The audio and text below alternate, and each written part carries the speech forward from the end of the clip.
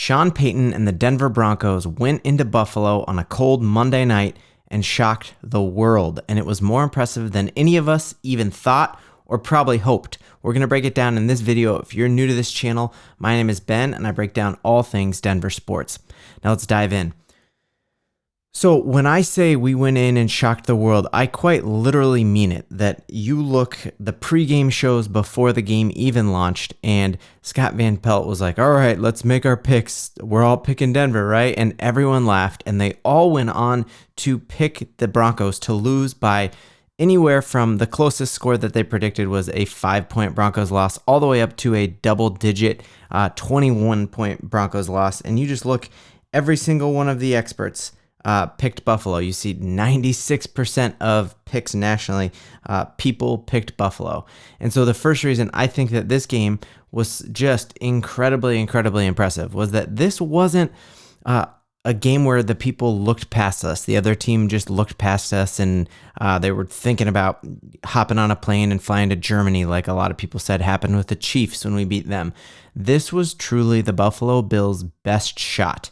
This was a get-right game for them. You heard Von Miller in his press conference say, the alarm isn't ringing, but it's really close. There's no need for panic. We haven't lost faith in this team, but it's getting pretty close. Well, it's that time now. You saw in the pregame, you just could feel the energy on the Bills sideline. You could see it. All the analysts were talking. They were playing Meek Mill. Everyone was hyped, and they were giving it their best shot. And that, to me, was one of the things about this game that was just incredibly powerful for us, is that this was not a team looking past us. This truly was a team giving us everything that they had. Now, looking at the stats, other things about this that really are just incredibly impressive to me is, first off, Russell Wilson. I think we have all been very quick to write off Russell Wilson, to say that he's cooked, to say he should retire. And we look here at his stat line, and over the past 2 games, you've seen Russell Wilson outplay the MVP of the league in Patrick Mahomes and the quarterback that everyone just drools over in Josh Allen. And you look that he had more completions and less turnovers. And I think the other thing that's just really impressive to me was I felt like his pocket was never clean. He did not have clean pockets like Josh Allen, where he could just take all of his time and dink and dunk.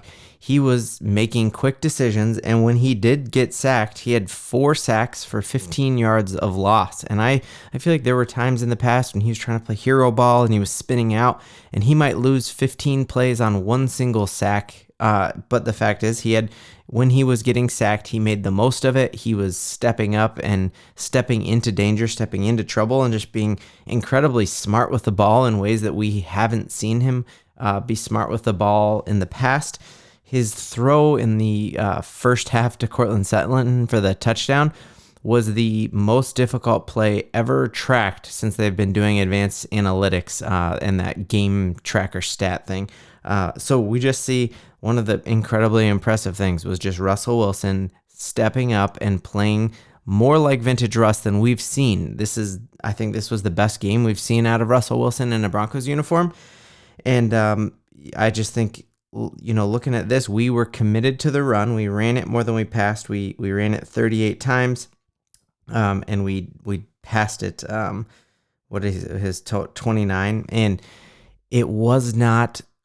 I kept waiting for us to break out and just have this massive, yard gain on a run, and that never happened. We never broke out of that. Yet we stayed committed to the run, and I was just incredibly impressed with that. I think the other thing that makes me very curious is what is up with Russell Wilson and his pocket, and why is he always under pressure? And I was looking here at some advanced stats, and if you look at the Broncos on Pro Football Focus, that Russell Wilson has been pressured. This is before last night. I think this number is just going to go up. I would guess it would even be the highest number after this week, but this is just up and through last week, is that Russell Wilson has been pressured on 25% of his throws. And if you've been watching the games, you know that's true, is that he doesn't have a clean pocket. And what is that? And Is that partially due to the fact that he is a shorter guy? And so you can have these big old defensive linemen, if they're within 5 feet of him, that's considered pressure because they're, if I'm shooting a shot over a 7-footer, they don't have to pressure. They don't have to be as close to me as if I'm shooting over a 5-foot, 3-inch tall kid. And so is that what it is, that he's a shorter guy? I think the other thing that might be leading to that increased pressure is that his time in the pocket, meaning like the time that he is waiting to throw the ball, is also longer. He's at 2.7 seconds average pocket time. And so is he waiting? Is that receivers not getting open? What is causing that? I think that is something we're going to need to fix going into Minnesota, or having Minnesota come to Colorado next week for the big game. But Broncos country, there's so much to break down coming up. Our future is back in our control.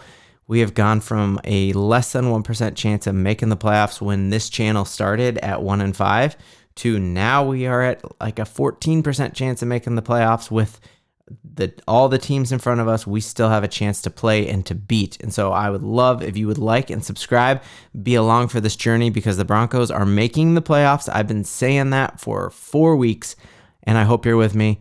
Broncos country, let's ride.